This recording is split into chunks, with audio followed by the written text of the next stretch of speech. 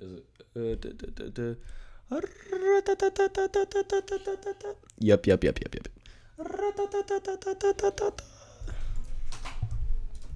All right. Alrighty.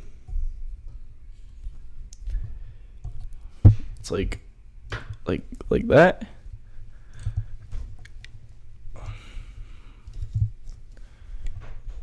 It's like that. Oh, your voice is a lot. What? All right.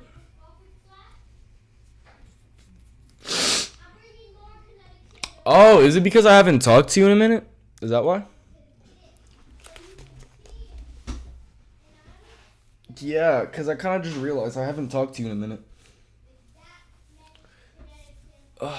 I haven't streamed in a while either. Like, YouTube did this thing where, like, oh, Jesus, let me get this shit. Oh my God, why is it in a side part? YouTube did this thing where, I basically couldn't stream until I was 16.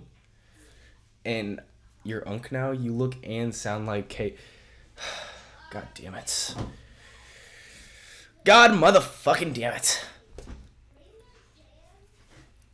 Time for you to do hyperpop? No, I'm not doing hyperpop.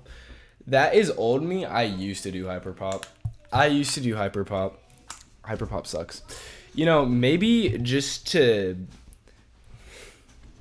I do not want to be fucking. You know what? No. Maybe I'll take that to like advantage, and like the more people start calling me K. Is it? Do you say K-Mo? Is that how you say it? Kamo? Whenever more people start relating me to them, I'm gonna be like, bro, this is the perfect time to do a collab with him. You feel me? Because then it would be like, yo, like what the fuck? Yo, I'm a genius marketer. No wonder I'm gonna be famous in 3 years. I'm just kidding. That'd be pretty awesome if I was though. Hey, let's make it happen. Let's make it happen. Anyway, I guess I'll just throw this up here. Yeah, there we go. I'll throw this up here. I'm gonna throw up the window capture actually, because I don't really want my display capture anymore.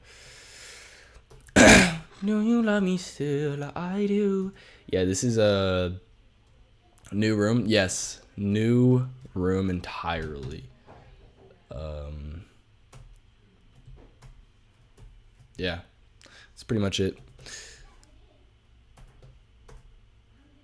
Oh, I forgot I was watching this yesterday. How one team cleared out entire. Yo, low key, that's on next up. I need to show y'all that. Actually, no, it's not really reacting if I already watched it. Anyway, this is David, the warning signs.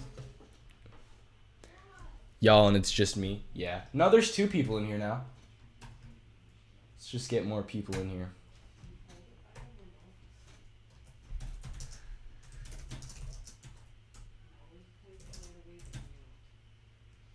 Yeah. Yeah, that works. Why are we sending videos? Because I don't want to fucking go through my recommended. Why can't we send send videos slash audios? Hold on, slash videos audios in the Discord. Are you still in the Discord, matter of fact? Raging Wolf Cemetery. What the fuck is this guy talking about? I'm just waiting for you to blow up. I'm just hoping I will. That has become one of the most discussed. A murder that has become one of the most discussed crime cases of recent times is that of David Anthony Church.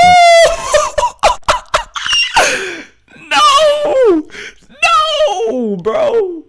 No. Who went by the stage name David. David was at the peak of his career. He dropped a high-charting debut album. He had millions of social media followers and was significantly wealthy for a man only 20 years old. However, in September of 2025, Detectives discovered the body of a 14-year-old girl that had been missing for months, Celeste Rivas Hernandez, in the trunk of his Tesla. Bro, I remember when all of this happened at first, bro. I was like, there's no way that's David. It fucking was. Which was crazy, too. Dismembered and abandoned. And for months, people debated on whether they believed that this innocent-looking, clean-shaven young man with a melodic voice could do the things he'd been accused of. But now that David has been arrested for murder, and the prosecution have documented their evidence, the likelihood that this was some sort of setup has been significantly reduced. It became evidenced that David... I used to think it was a setup. I was like, dude, this has to be a setup. But the more and more evidence came out, I was like, this is bad. This is bad. David had a physical relationship with Celeste while she was still a child. And when they broke up and she allegedly threatened to expose the relationship to ruin his career, the prosecution believed he took matters into his own hands to protect what he'd built. But when you add the context that he made music constantly that included themes of blood, violence, and a romance that ends in tragedy, it's caused a lot of people to suspect that this outcome was something David always wanted. However, I'm not here to discuss theory and conspiracy.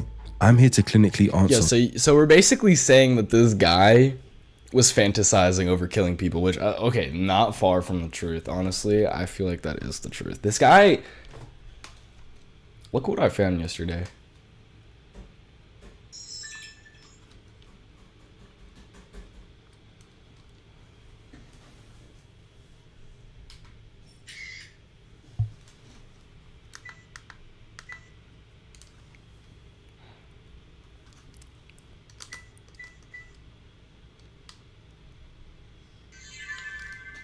Two main overarching questions. How did David's life engineer him to become someone capable of potentially murdering and dismembering a child? And if he did, then what mental mechanisms allowed him to carry on with life after the fact, knowing the body of the girl he was once intimate with was decomposing in his car? It's easy to just label him as pure evil and move on, but as a student of psychology... Big Splight is not locked in on chat. Okay, hold up. Now I'm locked in on chat. I'm just waiting for you to blow up. Dude, nobody cares for the David cases anymore. Listen to Raging Wolf by the Cemetery now. No, I care, and this is pretty interesting. So, she was sacrificed. What? She was sacrificed? What the fuck are you talking about, bro? Fuck are you talking about? She was sacrificed. I find it crucial that we understand what happened to him in childhood, what were the warning signs, and figure out the why that surely exists in this story. There's a lot of questions I've seen online. Bro, there's no way she was sacrificed. To answer by the end of this video. Answers that will give you a genuine understanding into the mind and psychology of David Anthony Burke. I played it for her in the car. She was like, David, this song is too violent. You talking about killing people in your music? No, not my son. I was like, wait, I might be onto something. This motherfucker right here. It's like when you walk into the barbershop and you exit and your mom's like, yeah, the cut's alright. And then you're like, oh, I know I did some shit. I've never had that with my parents. My parents are always supportive. Either that or my cuts are always terrible. I don't know.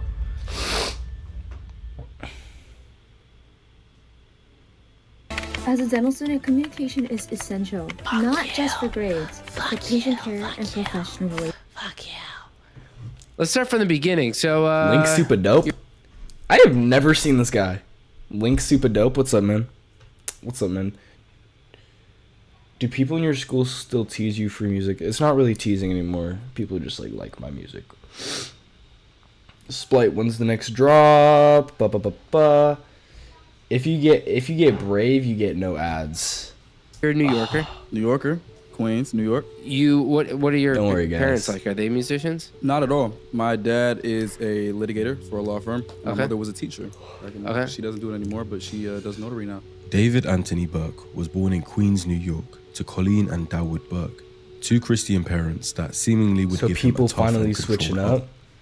Good. Oh yeah, no, it was like that in middle school. You know, in middle school it was like that where people were like, I'm not gonna lie, your shit is pretty ass, and I'm like, that sucks. But freshman year this year, okay, I'm just gonna go into it. I'll unpause this video in just a minute. Freshman year, people started to like know about my music a little bit, like the people in the bathrooms, like the people that I would just smoke with, you know. But then sophomore year came, and then I dropped my song Feel, and when I was promoting my song for that, it got really fucking popular at school, so I was like, shit. So like a lot of people come up to me now and saying some shit about Splay. I don't hear a lot of hate about it. Sometimes I do hear people say like, never make music again. But most of it is just like, I really like I like your music. Like if I were to walk up to somebody and be like, hey, I know that you be like, whenever you like joke with me about my music, is it ever like genuine? Like, do you fuck with my music? He's like, yeah, no, I actually like your music. And I'm like, okay, because I feel like they would have said like, no, I don't fuck with your music if my music was trash. In the house, music wise, was just Bach, Beethoven, Bro, people Mozart, be on us because gospel we music, like insecure, classical that's stuff, instrumentals only. Like we didn't listen to any other music. Also, and other people have told me like they were like, Jonah, what you're doing is like definitely a lot like something that most people my age wouldn't do, is put themselves like fully out there and like, you know, fully express themselves. And I guess I'm appreciated for that. So Music, that's there nice. was no like Lady Gaga and all. Like I joined the Discord. How do I send we videos? never could listen to that because my parents just wouldn't let us. Aren't you able It to was just like send straight links? You can classical just stuff. like It was literally nothing. It was all gospel and like classical, Mozart, Bach, like all that type of stuff. Because my parents wanted me to be really smart. They never like talked about college or anything like that, but they always wanted me to be very intellectual, very put together, have an idea what I'm doing. Yo, this guy used to like, be around Mozart music, bro. What the fuck? listen to music like that at all. Trying to control what your kids listen to and the content they consume isn't necessarily harmful in and of itself. But if a kid is going to school and has no level of cultural relatability, My it can homeboy 22 and you have the same streams that he does. That sounds like a pretty good thing. Like, where do I? You could just send them in the Discord general chat. You're doing something right. God bless, man. God bless. cause feelings of being excluded, which in turn affects his socialization. If everyone got to access music and it became a point of No way. discussion he couldn't involve himself in, it might have led to feelings of envy. And instead of David accepting this, Gotta stop. tried to find a way around it. Did your parents put sort of a cap on what you could and couldn't listen to in the Nah, I was house? sneaking It wasn't around. like I that. had this little iPod. I used to sneak. I got it with me right now too. I still got these. I used to Oh sneak around with the my iPod God. Touch. I used to sneak around with the iPod Touch and download things off iTunes and stuff like that. The sneaking around his parents like this is consistent with reactance theory. I wonder why he had that iPod Touch right there. So that he couldn't get tracked with a real iPhone, yo. Proposed so that by he Jack couldn't Tretton get, in so that he 1966. could get away When with it. perceived you feel me? behavioral freedom is restricted, individuals Alright, I are got you. motivated to reclaim it. In these situations, the forbidden fruit, which for David would have been music, becomes more desirable, and the individual tries to acquire it by any means, even if it includes secrecy. Now, it's not the behavior itself that's necessarily significant, but the pattern it establishes. That Alright, I'm gonna authority hop all the time. Alright, see you, bro. is to be managed through concealment rather than confronted join directly. stream more often. This though. That's pattern would pretty then tough. that reoccur you later joined for me his today. adult life.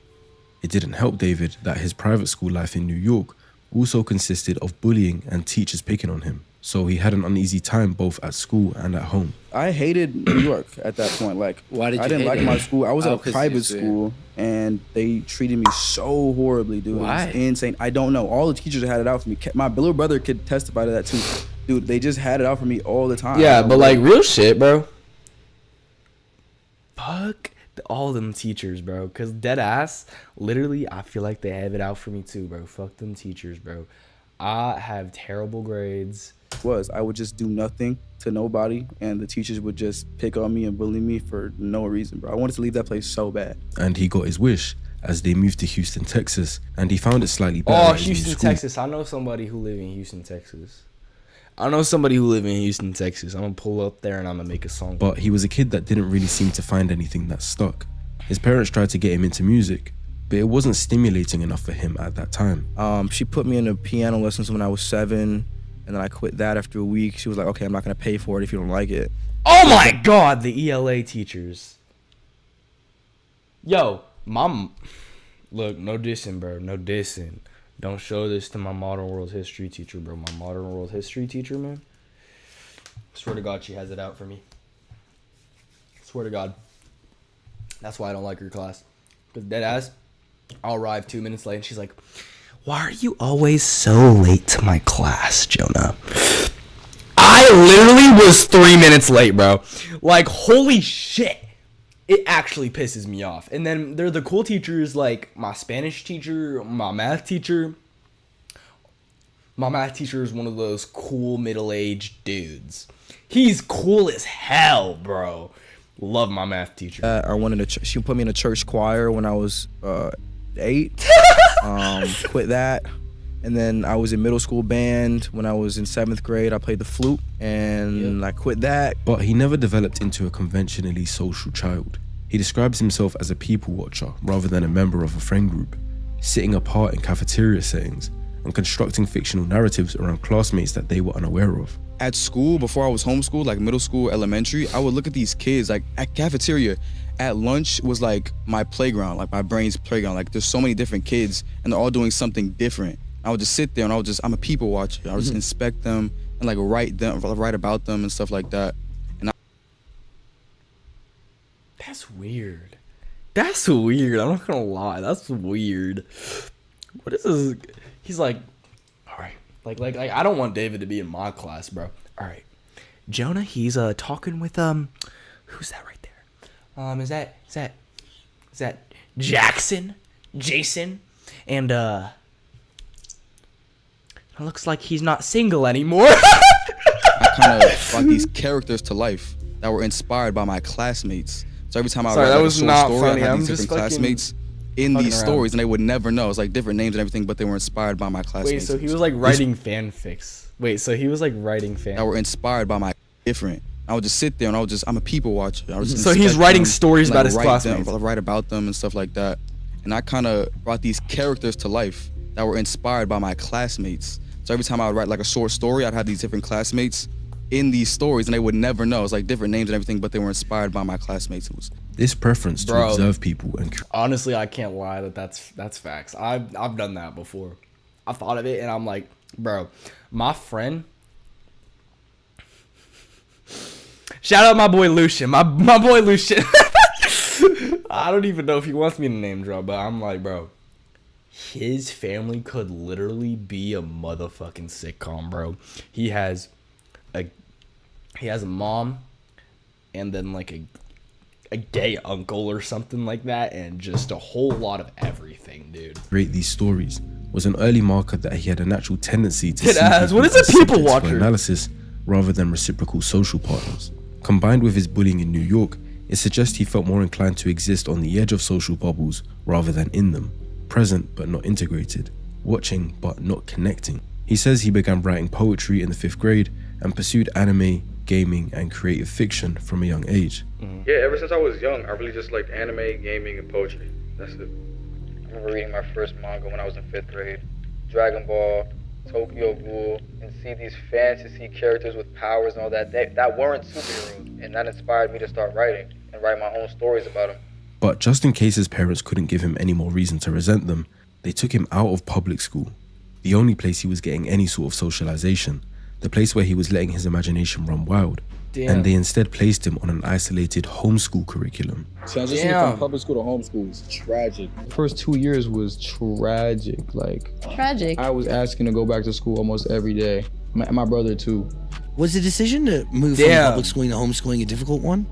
It was, and it wasn't mine, it was my parents. So there's 2 different types of homeschooling in America. There's like group homeschooling, where it's parents that don't want their kids to be in public school environments, but they still want them to be in social groups. So they have you have homeschool kids that meet once a week at a specific place, and they play like extracurricular activities like basketball and stuff like that, so they can socialize, and they do the work on paper. And then there's a second homeschooling where it's just strictly on computer. That's what I did. I see. You're I just see. making That's too okay. many decisions, starting with your outfit. I actually Stitch thought Fix that helps eliminate homeschooling was exactly that. literally Getting just dressed is literally staying at home. I didn't think you would go out or some shit. They didn't let him enroll on the socialized model involving group meetings with peers, but a fully computer-based, home-based program with no structured peer Nah. So isolated. So he doesn't even get the socialized homeschool contact whatsoever. From a developmental psychology standpoint, this is the most significant single environmental factor in his profile. Erikson's 8th stage model identifies adolescents, approximately 12 to 18 years old, as the critical period for identity versus role confusion, the developmental task of forming a stable, coherent sense of self through peer interaction, social experimentation, group belonging, and the feedback of others. Removing a child from that process during its peak window doesn't simply slow development, it redirects it, and they don't develop normally. And the main damage that came from that cutoff was socializing. None of his peers stayed in contact with him following the transition, and he was all alone. I thought I had a lot of friends in middle school. And then after being homeschooled, nobody's hitting me up, nobody's asking me like, where am I at? Why am I not coming to school today? It made me question like, what is a real friend? And do I have any of those as well? Especially when I was transitioning from public school to homeschooling and nobody like hit me up on Snapchat when I was like streaking everybody. My Snap score was like 250,000. Damn! And nobody hits you back? Nobody, dude. What the That's what I'm saying. Like nobody, like who, you not at school? Where'd you go, Dave? Like nobody, like did I really have? Damn, I got like 90,000 Snap Street, bro. Or not 90,000 Snap Street. I got like 90,000 Snap score, bro. Way lower than his, by the way. And, you know, if I were to just leave school, I bet some people would be like, yo, Splite, where you at? Splite, where you at? No, for real, though. Some of my friends would probably notice. They would not call me Splite, though. They would call me Jonah. Friends, and you start to question things totally. about your everyday life. It's like, who's really there for you at the end? I mean, dude, homeschooling really takes a toll on a kid. Like, isolation. Yeah, and there's outlets like I know I made a couple friends now that were homeschooled, but they had like these groups that they would go to like bi-weekly and just to socialize. But I know some people who David was. Yeah, I know some people who've homeschooled before and like go like do the social versions of it, but like I always thought the homeschooling was like you just stay at home and your mom gives you a motherfucking like homework and like your mom's your teacher. It's probably like half of it. Start to feel a growing disconnect between himself and his age mates, and an acute appreciate awareness it, of bro. experiences I that appreciate he was it a lot. excluded from. Hey, which ones did you listen to? All right, wait, hold up. Okay, see, I knew this guy was new to the chat. I was like, damn, I've never seen this guy before. I've gone through his TikTok, and this was clearly what hit him hardest. He was emotional seeing homeschool proposals. There's another post titled, What It Felt Like to Be a Homeschool Teen. Oh, no, I'd be so fucking devastated, bro. If I went homeschooled, I literally wouldn't be able to go to fucking... Or I could go to homecoming. I could go to homecoming or prom even if I'm homeschooled, right? Feel and breathe. Oh shit. Those are two different ones too. Feel is like I feel like the more like pop version of my music that I've been trying to tap into. And then breathe is like my rap album, The Black Cat. And Anyway. I won't play the audio for copyright reasons, but the lyrics go, everybody's falling in love and I'm falling behind, as he visibly shows his frustration at that fact. He missed out on having high school relationships, but had to watch everyone else get to have one through Snapchat. His former peers got to post relationship quotes and pictures with their partner, whilst he stayed at home, unable to do anything but watch. As the caption says, homeschool and being on social media 24/7 was not a good mix. Man, I actually kind of feel bad for him, like, for that part. I mean, not, like, bad, but, like, that definitely makes sense why that plays a big factor in his life. In another post, he says his superpower is never being able to express my feelings properly because I was homeschooled and had no social life for 5 years. And on another, he says, I was homeschooled all my life. I never got to experience any school dances. When adolescents are denied normal peer socialization, the need for connection and belonging doesn't disappear. It finds alternative channels. In David's case, that channel was the internet, specifically Fortnite, YouTube, Discord, TikTok, and eventually music. During his homeschooled years, David describes Fortnite as his primary social environment. He engaged in squad fields, which is where you're allowed to join games with strangers and talk to them if you have a headset and mic. And he allowed people to vent their personal problems to him. Especially being homeschooled and not having a social life, right? So I'm on the game, I'm talking to all these random people, and they're talking to me about I found their your channel through Crash Out, though. Bro, fuck that song, bro. Crash Out is so old. Crash Out is so old. I think I might have added it to an old playlist. Bro, I swear I hate Crash Out, bro. Crash Out sucks. I mean, it's not terrible. It's good, I guess, but it's like it's not my new music. Like, I don't want to sound like the average Joe who makes music trying to glaze his own music, but I feel like I've definitely improved after that. Damn. Yeah, don't think I'm weird, y'all, but I'm low-key munching on Tajín right now. Don't think I'm weird for that, though. Life problems, using video games to escape the real world as much as I am, and then living my life vicariously through them and like writing songs about their lives. Yeah. I would go on Discord and I would go on Fortnite and I would go on like squad fills and I just let people talk to me and just tell me about their lives. Cause like most of these people that play video games the same way I do, they're going to it as an escape. So I was just opening, being an open door and an open outlet for like these my peers and my friends. I swear to God, bro, I found out about this shit and my white ass was like, bro, you could put this on anything. Like, put this on anything. Just because it's so good. Kind of just like vent to me about different things in their like personal lives and stuff like that. And I'm like 15, 14 at this time, so I don't know how to like be a You want to know what I put this shit on, bro? Sorry. You want to know what I put this shit on, bro? Nachos. I put that shit on nachos. Like, whenever I be making nachos and shit, I just be pissed, right? But it's like I'm taking this information and all these different people talking to me about different like problems and situations. I'm like, wow, this is really what humans are like. Like, these are humans. The fact he says, wow, so this is what humans are like. These are humans. Yeah, that's what I'm saying. Like, he's acting like he ain't one of them, bro. He's so weird. Tells me that this was the only way David was understanding human psychology at that time.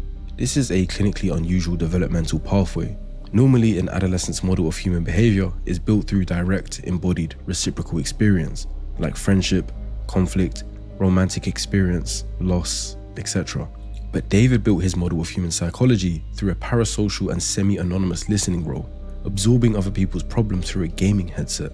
This produces a specific kind of social intelligence, highly observational, empathically competent on an intellectual level, but fundamentally disembodied. He understands humans like a researcher understands subjects, not as a participant understands his peers. And that's going to be significant when evaluating his later relational behavior. I see. I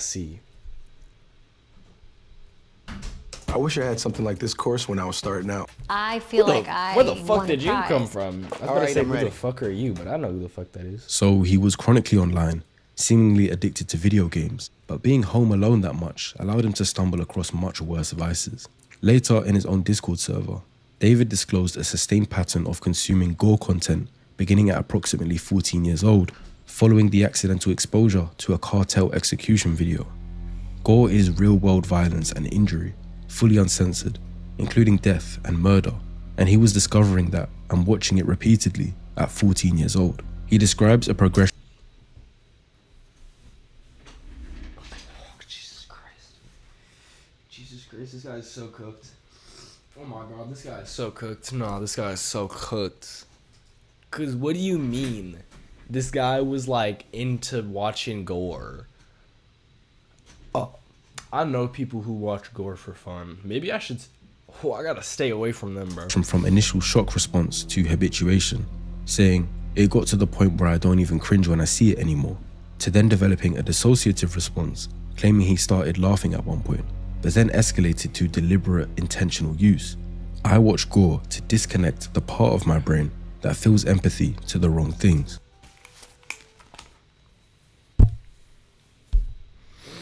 No, bro, no.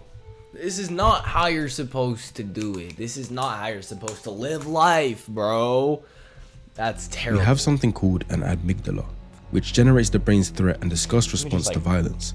Repeated exposure to graphic stimuli triggers habituation and desensitization. In simpler words, the threshold for what makes the brain want to cringe and look away rises because the stimulus is no longer threatening due to seeing it so much.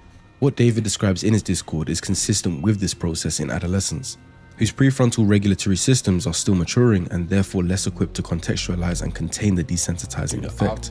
But what distinguishes David's disclosure from typical adolescent experimentation is that last part.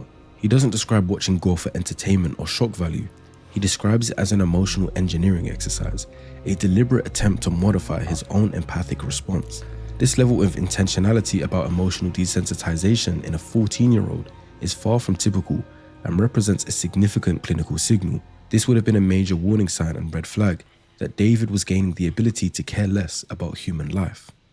During that same isolated period, David developed an elaborate alter ego he called Itami, a Japanese word meaning pain. I have this alter ego named Itami, which means pain in Japanese, and I'm heavily inspired by like anime and stuff like that. But that character that's in...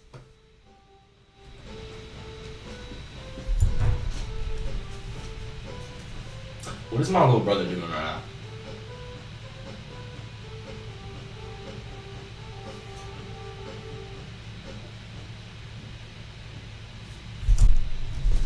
Alright.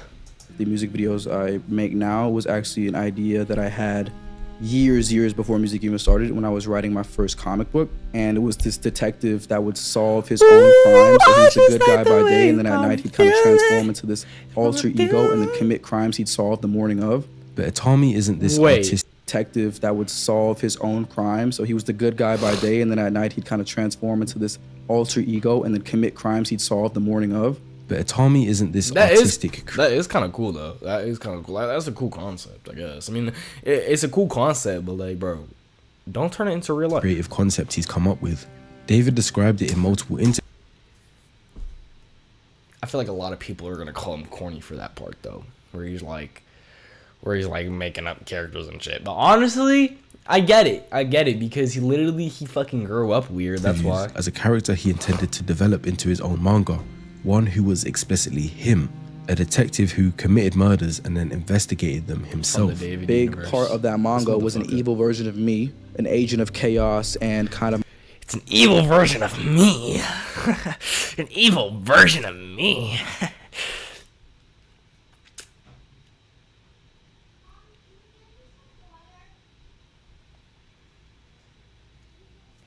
my alter ego, and there was an evil version of myself. I'm sorry, I can't take this guy serious. Moments, kind of like Fight Club with Tyler Durden, and he would commit the crimes that I would have to solve as the detective. So like when I was as the detective, I'd be like solving murders that I'm committing myself. Understand that there's a difference between normal fantasy and... Jesus, bro, oh my god. I really can't feel bad for this guy. What David's doing. We all might fantasize here and there, maybe about obtaining a certain level of wealth or driving a certain car or whatever you guys care about. Escapist fantasy uses fictional scenarios to temporarily relieve stress and provide alternative experience. The psychological concept of fantasy elaboration, however, involves constructing increasingly detailed, immersive internal worlds in which the individual plays. Fantasy elaboration is not meant to flee from reality, but to discover new ways of seeing it. It uses the imagination to dive deeper into the human experience. It involves constructing increasingly detailed, immersive internal worlds in which the individual places themselves and which begin to function as a parallel framework for understanding identity and relationships. Places themselves, not a character, but themselves, and which begin to function as a parallel framework for understanding identity and relationships.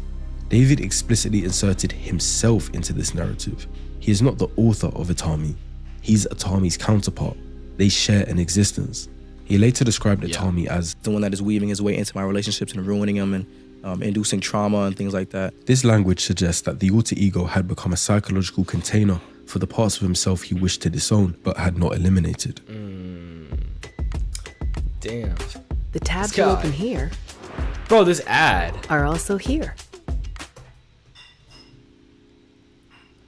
David transitioned into music accidentally in late 2021 after copyright strikes on his gaming content prompted his mother to suggest he create original music. I started making music in like December 2021. I used to be a Fortnite YouTuber, bro.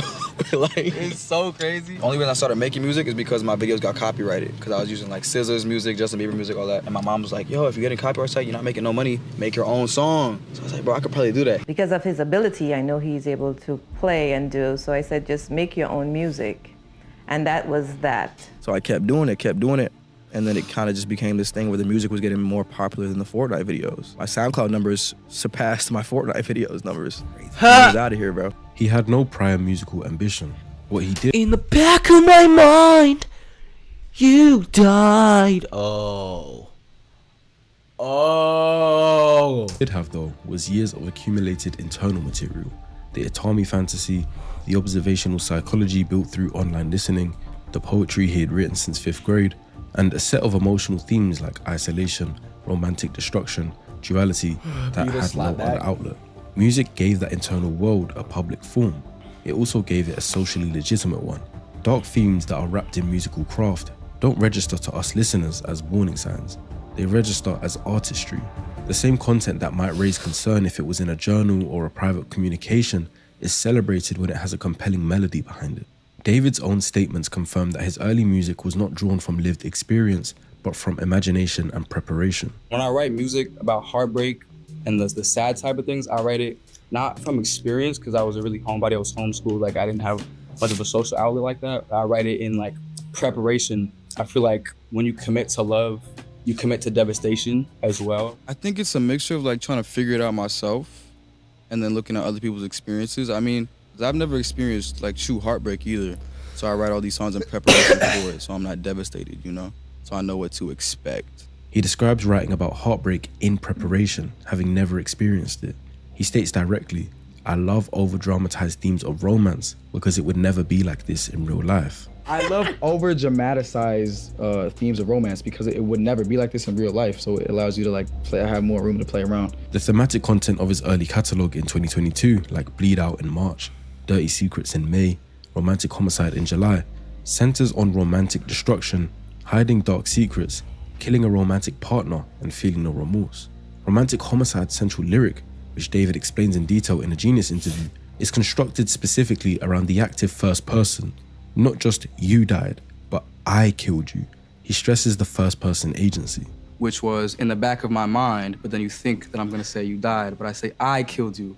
So it's not like the thought of her is gone by itself was something that she did, it was something that I decided to do. And I killed her in the back of my mind. He also describes the back of my mind as the location of this act, which is precisely where he is. Yo, this guy, bro, we had to have made, bro, we should have made sure that this guy wasn't doing nothing. Told us that his fantasy lives. His mother's reaction to Romantic Homicide is very ironic, but also significant. I showed it to my mother, and she was like, "That song's too violent and too sad. You're not releasing it. My son is not gonna be talking about killing people in music." And I was like, I'm gonna take that as a challenge, low key. I played it for her in the car. Yeah. She was like, "David, this song is too violent. You're talking about killing people in your music? No, not my son." No, not my son. She identified something real in the content. He overrode her objection anyway and released it, and that song was the one that became his commercial breakthrough. The commercial success of Romantic Homicide is a pivotal moment in the psychology trajectory. David didn't receive any social correction for expressing violent romantic. The only bad thing about this song is that it ends. 10 out of 10 song, I want a whole album of songs like this. I don't care if people start calling this a Fantasy. TikTok chart song. He received validation, streams, a record deal with Interscope, and multi-million-dollar career momentum. I get the first email from the labels. I showed them, I'm like, all right, my mom has to hear about this now. I was like, there's no way I can like sweep this under the rug. I'm getting really famous right now. And then I meet with Interscope, who I eventually signed with, and I meet on my team, Mogul Vision for management, that I signed on management. And then I wonder if I'll get signed to a label one day. David? Yes, David. Yes, David. It's crazy, bro. It's crazy. I'm like, I was thinking about it. I was like, yo, I wonder if they have any like video essays or like YouTube video essays on that shit. And I was like, yeah, they do, because I literally saw this on my record. It was just time to push the button. From a behavioral reinforcement standpoint, this is near optimal conditioning. The behavior, which was externalizing dark fantasy through art, produced the outcome most desired by someone with his developmental history, which was belonging, recognition, status, and the experience of being known without truly being seen. Because not only did he blow up in music, but that coincided with social media fame, like TikTok, where he got tons of engagement. But looking back on that, those fans were engaging with someone who wasn't even their true self, and who never took the mask off. I got me as the artist, David, D4VD, Itami, which is the antagonist. He was a blindfold. My gaming character is coming soon. He is like the one that's super tech savvy and stuff like that. I'm sorry, bro. Sorry, bro. I'm just like, bro, I can't take this guy seriously, bro. I can't take this guy seriously. Yeah, my tech savvy version is coming soon, bro. There's gonna be tech savvy me. There's gonna be the gaming me. Cause I'm gonna be gaming like David, bro. And then my social media persona, which is also being built out as we speak. And that's the 4. He constructed an entire identity architecture around himself with those 4 defined personas: David the artist, Itami the antagonist, a gaming persona, and a social media persona, none of which were David Anthony Burke. The actual self was not among them. What research Oh yeah, there's literally no like he literally didn't say it. I actually kind of thought of this before he said it. Like, bro, he low-key didn't even say David. Like, he wasn't like, okay, so there's D4VD, there's... Is that the real Arizona Records, bro? This guy...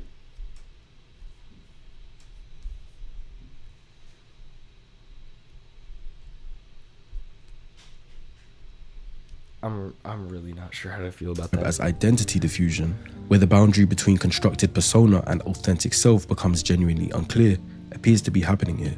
The masks were not overlaid on a stable self, they may have become the primary mode of self-experience. So David from early on learned how to... sign me to Arizona Records, bro.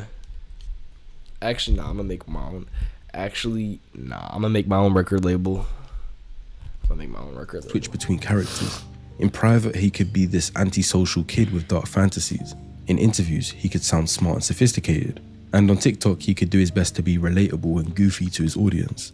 That ability to switch became something that we now potentially know might have helped him deal with the consequences of his future actions. If you struggle with focus, this will change everything. Are we for real right now?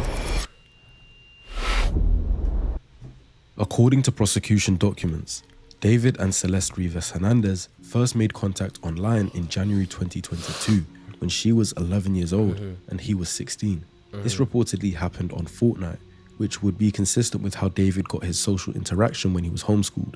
The prosecution documents confirm a physical relationship began in November 2023 when Celeste was 13 and David was 18. So they knew each other online for almost 2 years before. The prosecution documents confirm a physical relationship began in November 2023 when Celeste was 13 and David was 18.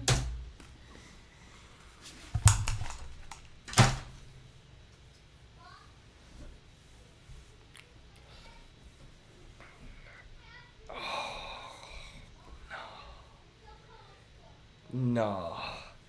That's bad. That's bad. That's bad. 13, 14, 15, 16, 17, 18. 5-year age difference, bro. You gotta be kidding me. What are we doing, bro? So they knew each other online for almost 2 years before ever becoming intimate. This is purely my opinion based on available context and evidence. Hey, Splight X Leroy coming soon.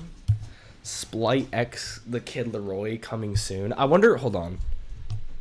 Just real quick.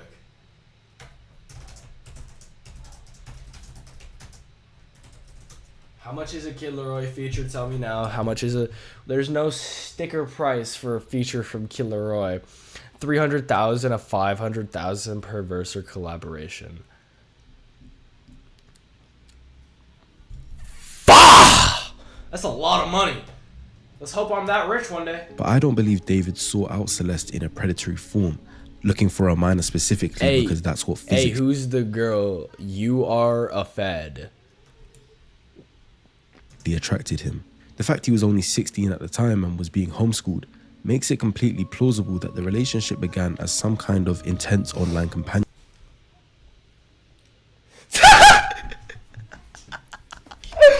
No wonder he wanted to collab with the kid. Bro, what? Where he was just happy to talk to someone, with age not being one of his concerns. I believe they started off as friends who confided in each other, made jokes, and wasn't started off in any inappropriate nature. What changed it is the question. The evidence that the prosecution proved documents a pattern that David was grooming Celeste in stages that got gradually more intense. The first thing he did was make her feel special. He released a romantic homicide music video on Celeste's birthday. He then recorded a song titled Celeste in December 2023, expressing deep personal obsession, and he continually maintained her presence in his Discord server. The song Celeste references the girl with my name tattooed Celeste, the girl with my name tattooed on her chest. on her chest, a detail that subsequently materialized in reality when Celeste had his name tattooed on her finger and shared it in the Discord server in July 2024. He also never publicly posted her on social media, but would post pictures where she's present but not identifiable, or captioning posts referencing having a girlfriend to show his fans he was in a relationship, which gave his y'all clip this. Y'all clip this. In the future, I will not be a pedophile. Clip this, cause I'm not gonna fucking talk to kids. And that's something I'll never do. romantic music credibility. Another thing he did was use financial control.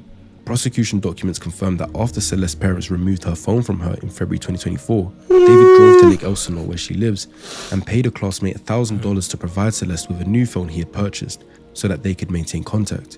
This was done after law enforcement had directly informed him that she was a 13-year-old runaway. Despite her parents and law enforcement trying to stop David from connecting with her, he chose to go around them anyway. He then isolated her from her family and support system. There's debate on whether Celeste had the best home life in the first place, but David definitely capitalized on that and took advantage of her vulnerability. Throughout 2024, the prosecution documents confirmed that Celeste spent significant time at David's Hollywood Hills residence, accompanied him to Las Vegas, London, and Texas, and was repeatedly reported missing by her family. This pattern of running away is consistent with successful grooming. So she was about my age, bro. Like, think about that. She was about my age. Or I bet, well, I'm gonna think about it since it's crazy to me because she was my age, so I would be dead by now if I was her. Height 5'3", weight 120 pounds.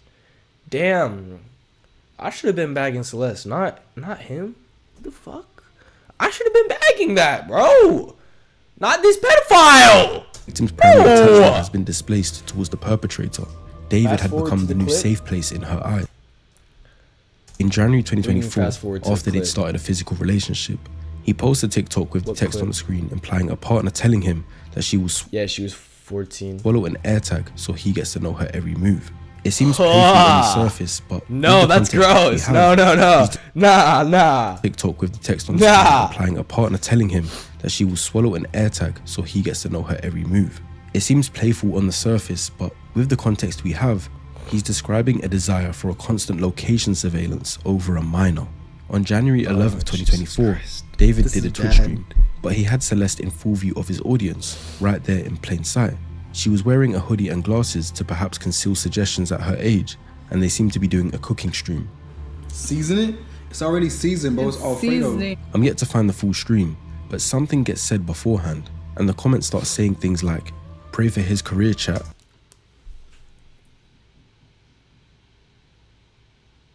They knew, bro. They knew, bro. Nah. You're done for, bro. Nah, you going on the Epstein list. Nah, you going on the Epstein list. Oh no. You're gone. There's no escaping this, bro. Caught you in 4K. All messages that allude to the chat realizing that David is a allegedly. David reads these comments out aloud and questions Celeste. See, motherfucker, why would you read them out loud, you stupid motherfucker? Why would you read them out loud? Are we done? To which Celeste says, we need to delete this. Pray for his career, chat. Are we done? Are we? We need to delete this. Are we? Maz, can we delete all VODs? And then as soon as the stream ends, delete the stream too? Yo! Nah! Nah.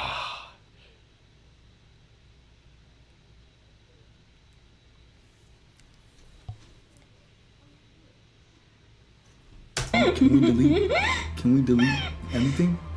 You done for, bro? Y'all are not done? Now you going to Epstein? Yo, wait. You see the instant panic in David because he's tried to keep this relationship a secret, and this was the closest he'd gotten to being exposed. The chat continues with David and Celeste Island trip and David Epstein flight list, but something else gets... Oh man, this is why if I ever get a girl on my stream, I'm gonna make sure she's 18 and above, yo. Make sure she's 18 and above, or at least my age. At least my age. Hold up, caught in 4K. Hey, caught 4K, bruh. Caught 4K, bruh. That's funny as fuck. I love this new camera that I got, bro. This is like a 2000s camera. Like, bro, this is the type of shit that, like, this is like back when the Wii was out, bro. This is like some vintage shit. Said, and David puts his hand firmly on Celeste's shoulder and says, I media trained you. To which she replies, no, you didn't. I can't stand this guy, bro. Yo, I media trained you. No, you didn't. He says that's controversial, and she questions him with something that almost exposed his secret to the world. That's controversial. It's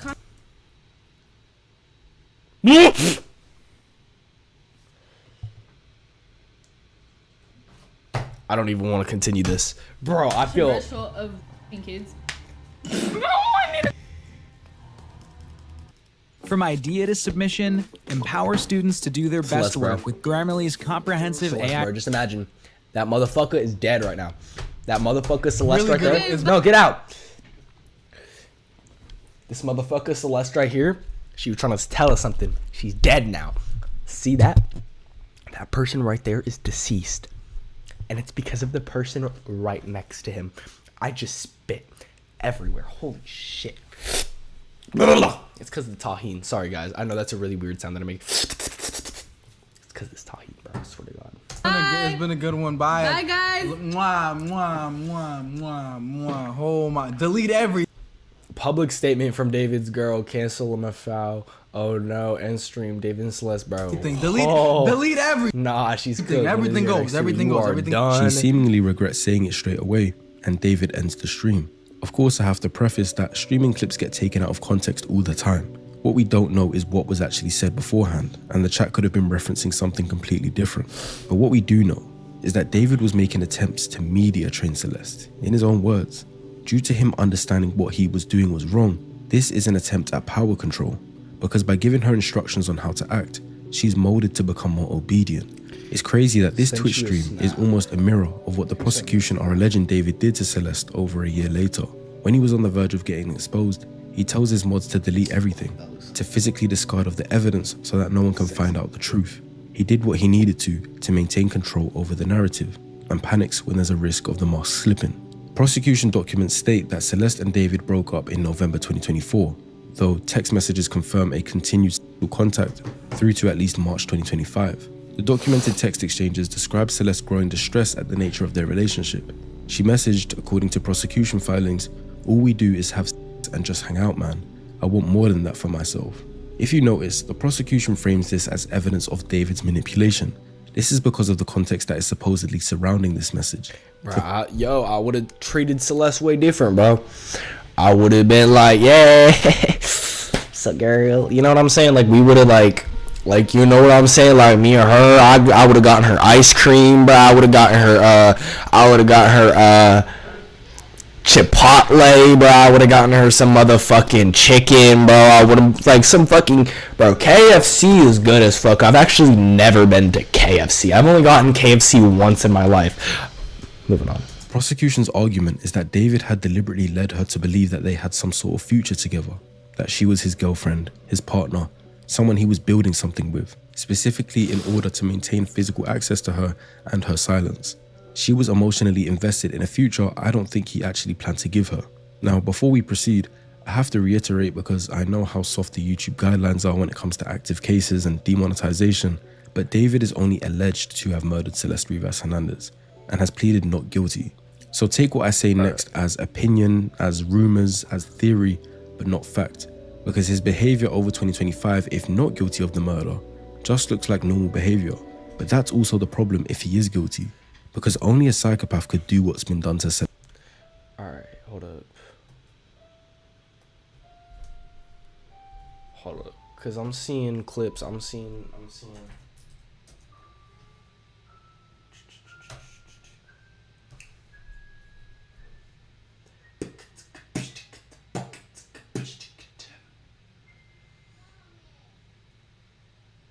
Alright, we're gonna throw this in. Throw this in.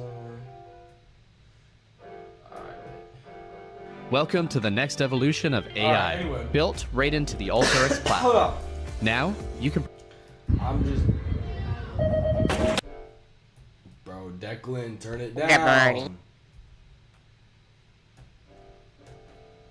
Okay, we're gonna get to that. Celeste and go about life as normal. On the night of...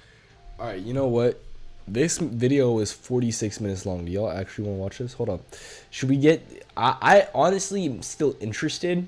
I'm still interested, but I'll, like, if y'all are not interested, then I'll move on. April 22nd, 2025, prosecution documents describe a lengthy argument conducted over text messages. Celeste had become aware of David's relationships with other women. Although they supposedly weren't in a relationship anymore, this triggered Celeste, and she threatened to expose their relationship publicly and destroy his music career. Oh, no. His debut studio album, Withered, was scheduled for release April 25th, 2025, so 3 days later. On top of that, he had a multi-million-dollar career, active endorsements, and a world tour. Yo, so around the time that I was like hyped for this album to drop, this guy was killing a woman. The prosecution alleges that at approximately 8:40 p.m. on April 23rd, 2025, David ordered an Uber to transport Celeste from her Lake Elsinore home to his Hollywood Hills residence. She arrived at approximately just after 10 p.m. The prosecution alleges that shortly after her arrival, David stabbed her multiple times and stood by while she bled out, making no attempt to call emergency services. At approximately 11:30 p.m., he drove north on the 101 freeway to Santa Barbara County, texting and calling Celeste's phone as he drove, a pattern the prosecution characterizes as a deliberate attempt at a cover story. He returned home early on April 24th, went to a radio interview for the album. Motherfucker, this is what I was talking about the other day. Texting and calling Celeste's phone as he drove. A pattern the prosecution characterizes as a deliberate attempt at a cover story, which... and attended the album release party later that evening. The prosecution then documents evidence of David's poor attempt at concealing the crime and dismembering her body, which he then left in the front trunk of his Tesla. Burke placed her body in the inflatable pool he'd ordered to prevent her blood from spilling onto his garage floor and used a chainsaw to cut off her limbs. Surveillance footage confirms David drove his Tesla for the last time on July 29th, a chainsaw. Bro, are we fucking dead? 29th, 2025, before parking it on Bluebird Avenue in Hollywood Hills and departing for his concert tour. And this is the alleged story we have so far on how David potentially murdered Celeste and then continued with life like nothing happened. The following analysis I'll give is based on if the... Yo, this is what I'm gonna say though. You wanna know what this reminds me of? It's the guy from fucking Coco. Like when he... You guys know what I'm talking about? The guy from Coco, how he was like a really fucking famous artist. And then he was proven to be like a really bad person. And like... that it wasn't actually him who was the artist. It was a different kind of story. The prosecution is factual and proven, and is just my opinion. But the first thing that I believe to be true is that David demonstrates a dark triad personality. The dark triad is a mix of three personality constructs: narcissism, Machiavellianism, and psychopathy, identified in psychological literature as co-occurring and collectively associated with manipulative, exploitative, and callous interpersonal behavior. And I believe all three appear relevant to David's documented behavioral profile. Narcissistic personality disorder, or NPD, is characterized by grandiosity, a persistent need for admiration, entitlement, and a lack of genuine empathy. Subclinical narcissistic traits, which don't meet the full diagnostic threshold but are clinically meaningful, are observable in David's behavior across multiple domains. The construction of an elaborate multi-persona identity architecture, the use of a child as a participant in his artistic and fantasy world, the apparent expectation that normal rules, including the laws, didn't apply to him, and the documented use of financial resources to purchase compliance from multiple parties. Because at first it would have just been like, oh, he was fucking with a minor, he's done for, he's done so. No, he killed the guy or girl. He killed her, which is actually crazy. Like Celeste's classmates and potentially others, rather than just accepting social or legal constraints. He continued pursuit of Celeste after direct law enforcement contact, despite being explicitly told that she was a 13-year-old runaway, which just demonstrates how important he thought he was. Narcissistic individuals frequently exhibit a belief that ordinary legal and social constraints are obstacles that apply to others but not them. Shopping is hard. Make it easy Bro, with fuck Stitch you, Fix. Get outfits you love without any of the Stupid hassle. ass motherfucker. First, tell us your style, sizes, and budget. Then we get to know. Machiavellianism refers to a strategic, manipulative orientation towards interpersonal relationships. In simpler terms, using others as instruments towards personal goals, maintaining multiple social presentations simultaneously, and planning several steps ahead in your devious plans. David's documented behavior across the 2022 to 2025 period is consistent So we with thought his he was like a regular guy, but he's really not. He's like profile. Fucked The up. staged disclosure of his relationship that was sufficient to lend his music credibility, but not enough to expose it. The financial management of witnesses, the claimed media training of a minor to manage his public perception, and the fake name he used on the Amazon purchases when trying to cover his murder trail. Psychopathy is characterized by reduced fear response, diminished empathy, shallow affect, and the capacity to engage in harmful behavior without the guilt and anxiety that normally regulates such behavior in normal individuals. What's actually happening in the brain is reduced amygdala reactivity, meaning the internal alarm system that makes violence psychologically hard to deal with is significantly reduced. Okay, so wait, hold on. Psychopathy. Okay, so yeah, he's basically.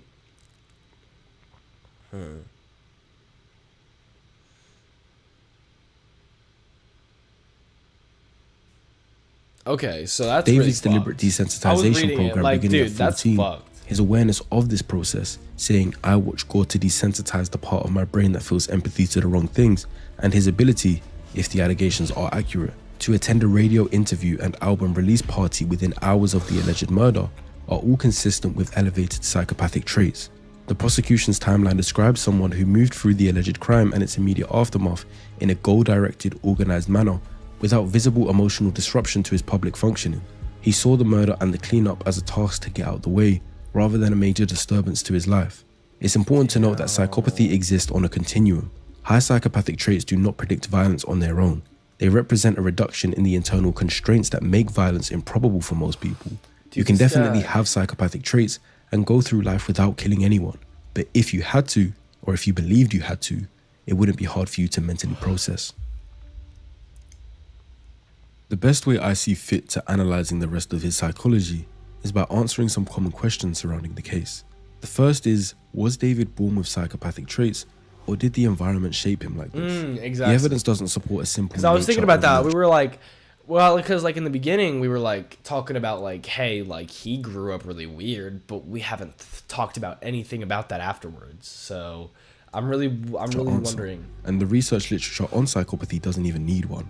Studies on antisocial personality disorder, which is the more official diagnosis with traits similar to psychopathy, have found that genetic predisposition is a real factor, but it's not determinative, meaning genes do play some part, but it needs more than that. What the developmental history suggests is that David likely had some dispositional features like his elevated sensation seeking, a reduced fear response, a natural tendency towards social observation over social participation that interacted with a profoundly adverse developmental environment.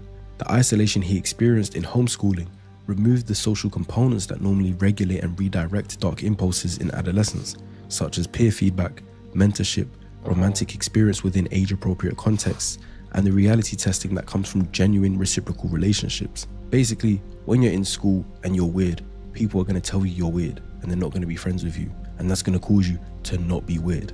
The gore consumption, the fantasy elaboration, and the emotional desensitization program didn't occur despite his isolation. They occurred, most likely, because of it. Any genetic psychopathy predisposition might have stayed more muted in a more socially connected environment, but David was given 5 years of uninterrupted space in which to develop it without correction. The next question is, if many children experience homeschooling, many children watch gore, and many children watch anime, and they don't become violent, then why was David different? The answer is not any single factor, but the specific combination and timing of factors, and the absence of mitigating ones. 3 elements distinguish David's profile from the general population of adolescents who share some of his experiences. First, the duration and completeness of his social isolation was extreme. Not partial homeschooling with peer contact, but 5 years of near total isolation during the precise developmental window where identity and empathy are formed through reciprocal relationship. Fair enough if they let him go to some sports clubs and he got to meet people weekly, but he was completely alone. Second, his response to that isolation was not passive, but active, as he built an increasingly elaborate internal fantasy world in which violent romantic narratives were central, and he deliberately used that period to pursue desensitization by watching gore videos. Third, and perhaps most critically, nothing corrected the trajectory. There were no peer relationships to provide reality feedback. There were no teachers or mentors who intervened. When his dark material reached the public, it was celebrated. When law enforcement contacted him directly about a 13-year-old runaway, he found a way around their intervention. The system of natural corrections that normally checks and redirects deviant development failed at every point. Another question is, with his fantasies and music content, did David always have a lust for murder, or did circumstance just cause him to kill in that moment? Neither characterization is fully accurate. Despite how wild our minds like to run with conspiracy, evidence doesn't support a long-term conscious plan to murder Celeste. Dude, he looks There's like no he's indication he groomed her like, with killing in an mind entire from the decade, outset. by the way. What the that evidence thing, does support like, is a sustained... Like the way that stress can literally just like turn you into like a... It's just crazy. It's crazy. internal world in which romantic relationships and fatal violence were thematically intertwined, in which he had deliberately engineered his own emotional desensitization to that violence, and in which he had repeatedly rehearsed through his music videos, through lyrics, fantasy, and alter ego construction, the psychological experience of killing a partner and feeling nothing. Whether or not he consciously intended to kill Celeste, he had spent years building the psychological infrastructure that made it executable. He for sure did, because what are you talking about? His one song, by the way, that's a really cool background. The one song that he has is literally like the one popular song he has is about killing somebody. That is kind of a setup, because like it did get like everybody like was like, yeah, that's so fucking awesome, like I love your music, right? Nobody told him not to kill except for his mom, and he didn't listen to his mom. Prosecution's alleged motive that he was silencing a threat to his career is entirely plausible as a proximate trigger, but the proximate trigger ignited something that had been laid down over a long period of time. A person without that psychological infrastructure, confronted with the same threat, would not have had the same response. They might have offered to talk about things, maybe to pay her off, or something, but not I wonder murder. if somebody walked up to him during that, like, during the first days, like, after she was killed. I wonder what he would have been like if they were just like, what happened to Celeste, man? What happened to Celeste? He would be fucking terrified. A very common He'd be question fucking is, terrified. why did he leave the body in his Tesla and then just go on tour? Was it narcissistic overconfidence or something else? Exactly. There's the theory that he wanted the body to be found so that everyone could appreciate the art of his crime. And whilst psychologically intriguing, it doesn't hold up well against the broader evidence. Right. The prosecution documents a person who used a false name to purchase disposable equipment, drove to Santa Barbara County to destroy evidence the night of the alleged murder, made deliberate false statements to law enforcement, and continued attempting to incinerate evidence months later, as he bought a burn cage in July that he didn't end up using. This is not the behavior of someone wanting the body to be discovered. It's the behavior of someone who believed he was managing the situation competently. The most clinically consistent explanation is indeed narcissistic overconfidence, a well-documented feature of individuals who combine high narcissistic and psychopathic traits. The belief isn't simply I am above the law in an abstract sense. It's the belief that the individual's intelligence, status, and resources are sufficient to manage any problem. Leaving the car on the street rather than disposing of it properly is a catastrophic risk assessment failure, but it's consistent with the same cognitive pattern that led him to go to his radio interview the morning after the alleged murder. The operational logic appears to have been, Bro, the he car should have is not destroyed the car. Ugh. my address, it's a few hundred. Or wait, no, he should have gotten caught. God damn it, I'm not trying to advocate for feet this away. guy. I'm about to leave on tour, and this is manageable. He definitely thought that Celeste running away all the time was going to play to his advantage, as no one would be looking for her. But when it comes to dead bodies decomposing, you don't look for that smell. The smell finds you. Right, exactly. Eve to me is basically freedom. It's a giant open universe where you... The question most fascinating to me, especially when watching through all of his TikTok videos following the proposed date of the alleged murder, is what allowed him to continue functioning normally after the fact. Probably Several interacting psychological mechanisms are relevant here. It's probably because he watched so much gore that he doesn't really feel it anymore. I just love the way you got me feeling. Like, no, like dead ass. Like, it's probably because of literally the way that he just was watching gore and shit, and and it. I don't know. Sorry, I'm like trying to fix this. The first is the reduced guilt and anxiety response associated with elevated psychopathic traits. The internal system that makes violent acts psychologically disabling for most people was, in David's case, already significantly reduced through years of deliberate desensitization. The second is compartmentalization, a defense mechanism in which an individual maintains separate psychological areas that don't interact, allowing normal social functioning to continue in one area while extreme events are contained in another. The third is the role of his persona architecture. David had spent years living between constructed identities, none of which were his actual self. Switching to David the artist for a radio interview was not a performance grafted onto a traumatized person. It was, by that point, his default public mode of existence. He was the psychopathic and cold version of himself that night, and switched his persona to David the artist by the following morning. Finally, if the prosecution's characterization of the alleged murder as an act to silence Celeste is accurate, Dude, I swear it was my alter ego that killed Celeste. It wasn't me. It was the alter ego that killed my motherfucking girlfriend Celeste. She was still 5 years younger than you, Celeste, or David. But.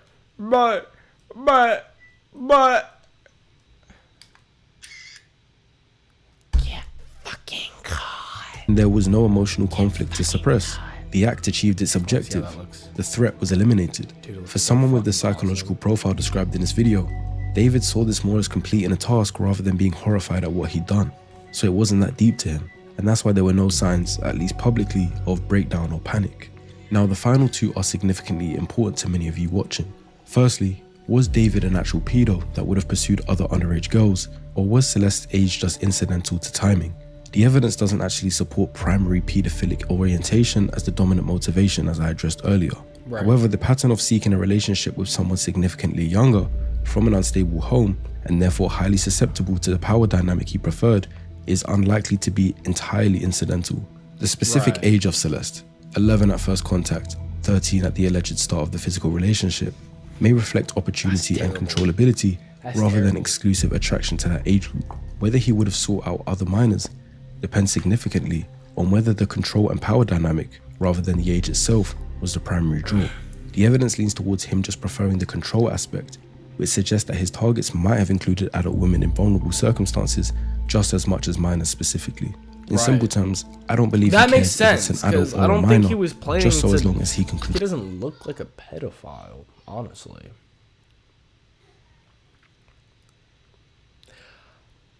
He just definitely, that makes a lot more sense that he just wants the power dynamic.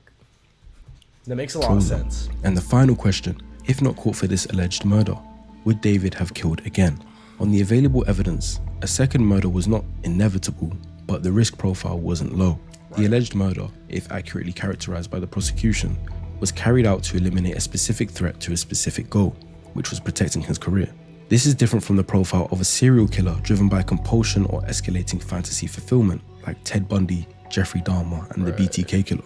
However, the post-alleged murder behavior described in prosecution documents, the methodical dismemberment, the ongoing attempts to destroy evidence, the continued public functioning, is consistent with someone who didn't experience sufficient psychological cost from the act to be deterred from repeating it under similar circumstances. If the career threat had risen again with another person in a position to expose damaging information, the psychological barriers to a similar response would have been lower the second time, not higher. Basically, if the same situation repeated itself with another girl like Celeste, David would just say, "It worked the first time, so I'll do it again." But I don't believe he'd go around his life trying to find people to murder. Right. So, how do we summarize? David Anthony Burke's trajectory is not the product of a single cause, and it doesn't follow the profile of someone who is always going to commit a violent crime. It follows the profile of someone whose dispositional characteristics were given an extreme developmental environment in which those characteristics were amplified, reinforced, and never corrected.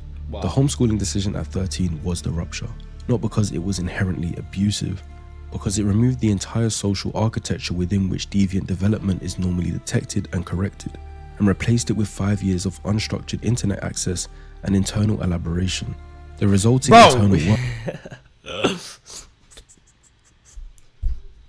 code, saturated with violent romantic fantasy, deliberately desensitized emotions, and a constructed alter ego who committed murders, was then given a commercial platform that celebrated rather than challenged it.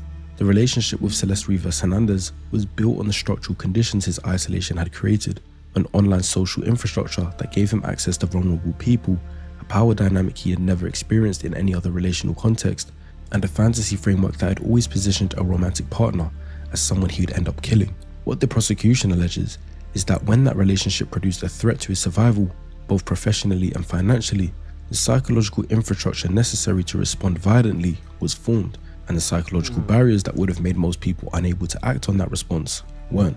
Celeste Rivas Hernandez was 14 years old. She was reported missing by her family multiple times.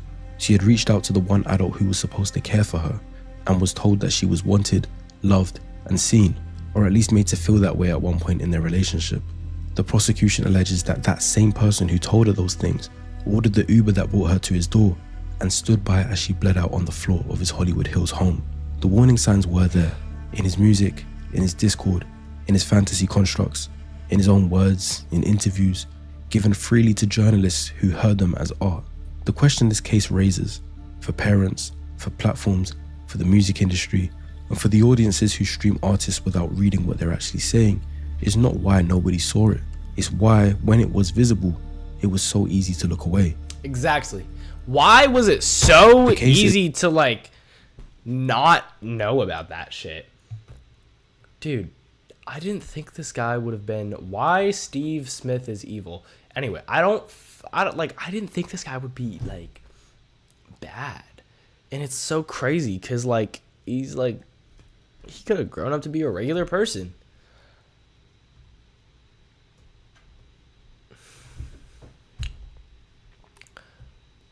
I have no idea what this is. Good morning, USA. I got a feeling that it's gonna be a wonderful day. The sun in the sky has a smile on his face, and he's shining a salute to the American race. Oh boy, it's swell to say, good morning, USA. Good morning, USA. No son of mine is gonna be a thug gangster. Want a Sprite, Cranberry? Oh yeah, I do. Catch. Ouch.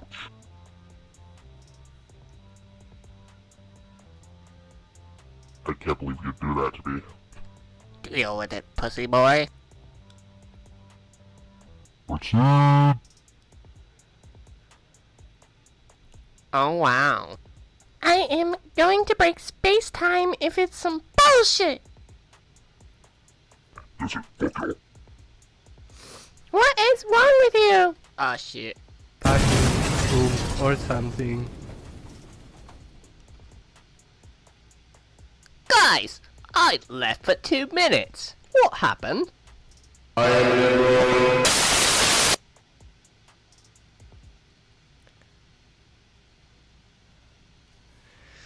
What the fuck was that? What the hell was that? Alright, this is a you laugh, you lose. Alright, we're locking in. Alright, we're locking in.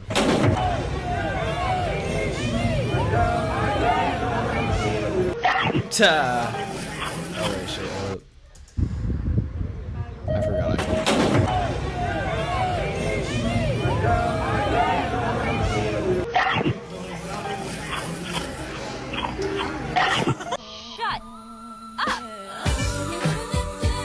I got you something. Come here, buddy. Il est trop bizarre.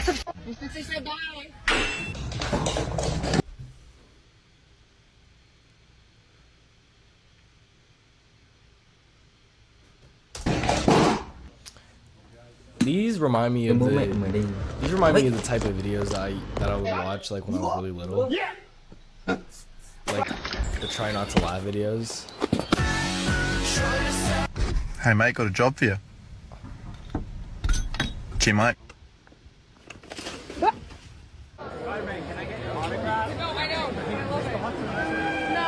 Baby, good love and protect. That place. Oh, this water feels pretty nice. Is that Michael Jackson? That place. doido. Oh, this water feels pretty nice. Wonder if there's any fish. Oh crap, Brittany. Reacting to a reaction. It's a good morning. It is a good morning, honestly. It is a good morning. Ugh. Nigga, I been out here poppin' niggas. I just hit a drop a nigga, heard the fucking shot nigga. Just heard that fucking pop. Been a go around town, see a thot. So she finna get the pound. Nigga, ask the fucking how. Tell you at the fucking sound. I ain't telling no secrets, little bitch. I'ma get the tweaking. And you know that it's the season. And you always give me a reason. I say you gon' get to leaking. I'ma catch another beating. Michael J, the way you hear it. Call my name, you think it's fearing. But I'm a drug dealer, so I'ma get to dinner.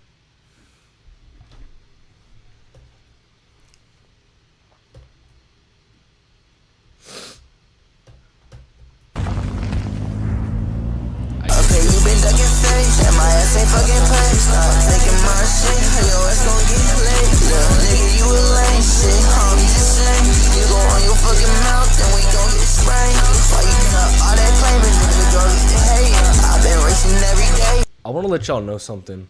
Me and him started making music at the same exact time.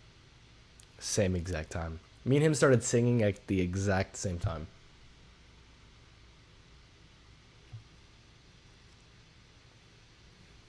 But these niggas be faking.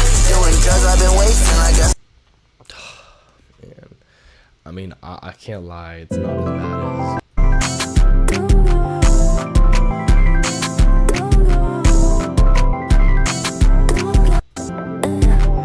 Also, by the way, self-producing does not mean you're better. Just want to put that out there. Being a self-producer is great because you don't have to worry about fucking stealing people's beats. Ooh, hold up. I kind of want to listen to this real quick. This was my new one from a month ago.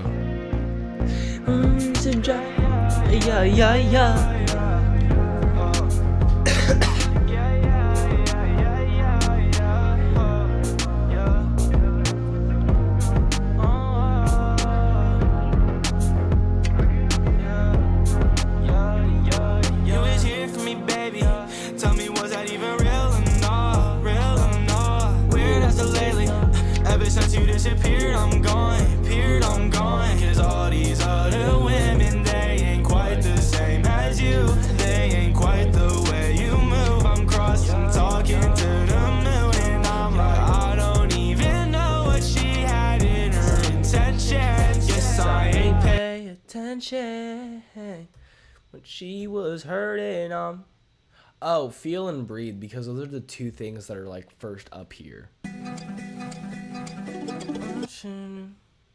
I can't tell, maybe it's better this way. Do you love me still? Do you love me still? Do you love me still? Do you still love me? I don't know what I feel. Is it the love or the drugs? My heart is racing, looking at myself like, what the hell? Do you love me still? Baby pen is all I feel. Put your body on me. What's the deal? I just try to find out if this love real. Why is this guy freestyling under my video, bro? Shut up. Your freestyle is not good. Who is this? Who is this? Who the fuck is this?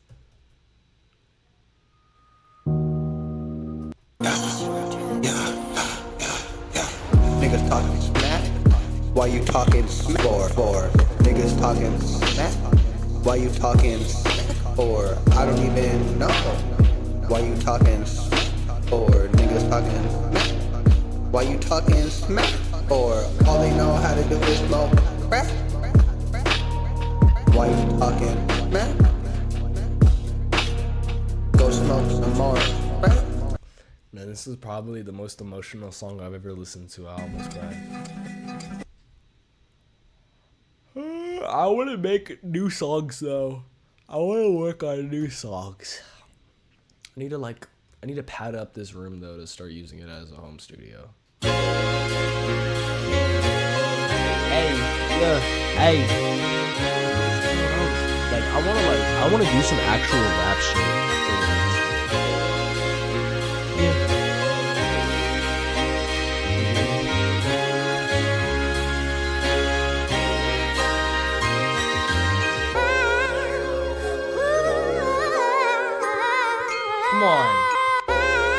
listen to this. This would go crazy.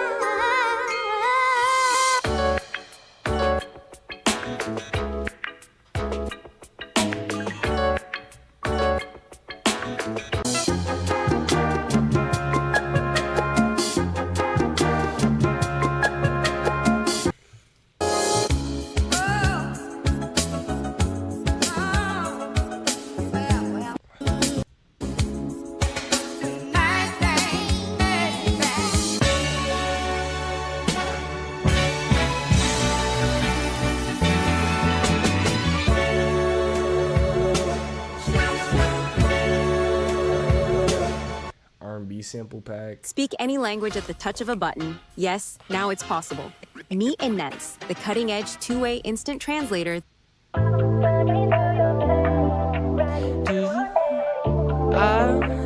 was trying to keep you up, trying to keep you up. Yeah, that was a big voice crack right there.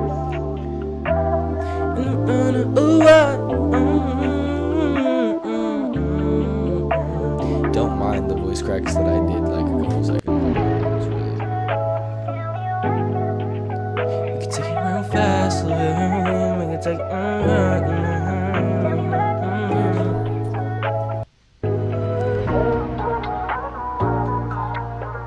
could take you one route, I could take you I could take you one route, I could take you one route.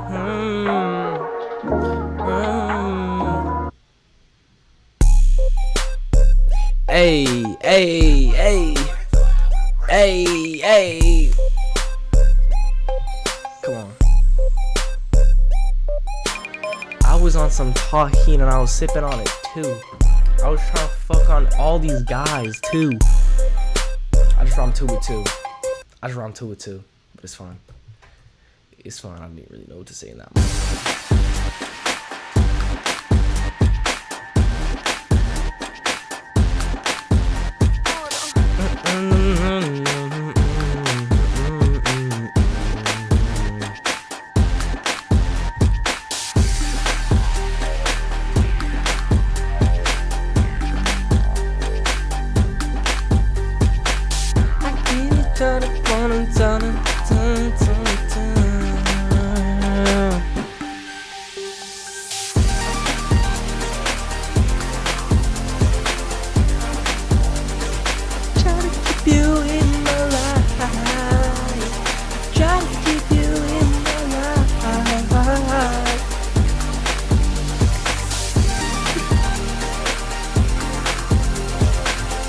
I need to get padding for this room ASAP so I can record in here. Oh my god.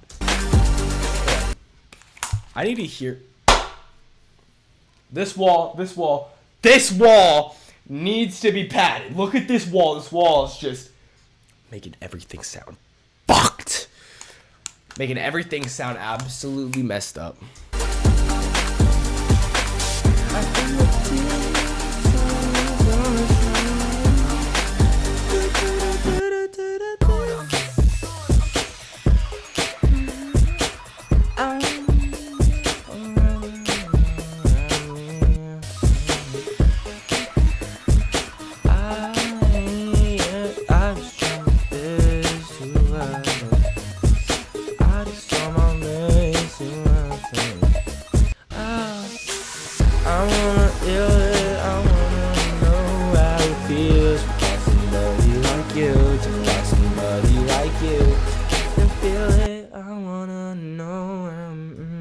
What's this one?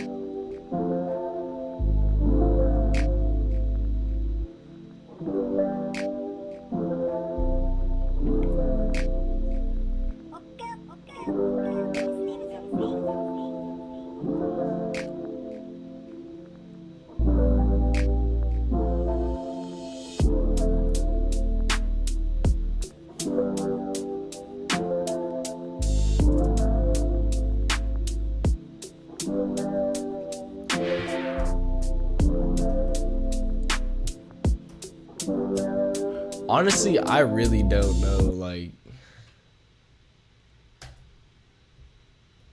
wait, was that Michael Jackson? Was that Michael Jackson? Was that Michael Jackson? Was that Michael Jackson? Da da da. Da da da da. Oh, bro. Let's spit. Let's spit the bill. Shut the fuck up. Shut up.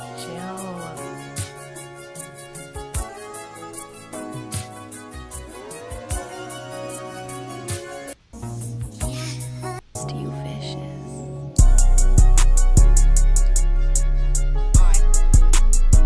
That's some shit I wouldn't know. It's an actual Michael Jackson type beat.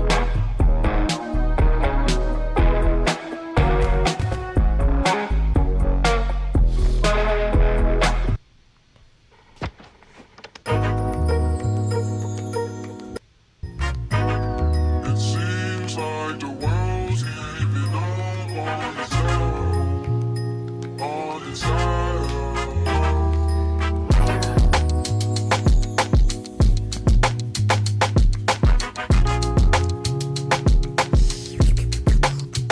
Alright. Honestly, I might be done for today. My energy is worn out. I have worn out my hour of streaming energy. I don't know if you guys can tell or not, but yep.